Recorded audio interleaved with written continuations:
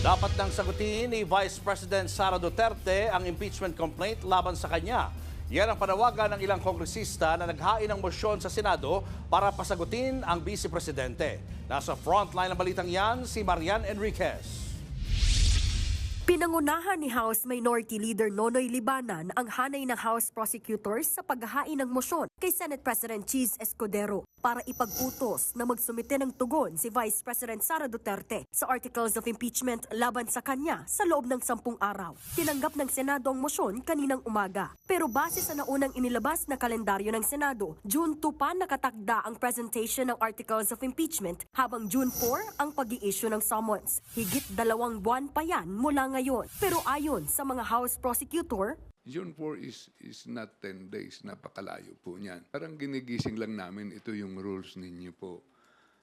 Kung may power sila o wala, we are not pressuring. We are doing our job. kasama ni Libanan sa paghahain ng entry with motion to issue summons sa Senado, ang kasamahang prosecutor na si One Rider Party List Representative Rog Gutierrez, Deputy Majority Leader Paulo Ortega at Assistant Majority Leader Jay Conghun. March 14 pa raw nila pinirmahan ng mosyon pero hindi lang muna ipinasa dahil ang buong akala nila nakabreak ang Senado. Apparently, nagkaroon po sila ng hearing last Thursday nung committee ni Senadora Amy.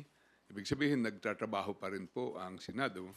Nasa The Hague, Netherlands ngayon si VP Sara bilang pagsuporta sa amang si dating Pangulong Rodrigo Duterte na hawak ng International Criminal Court. Kung nasa ibang bansa pa rin daw ang bise, oras na mag-issue ng summons ang Senado, pwede raw niyang ipadala ang kanyang sagot sa pinakamalapit na consulate.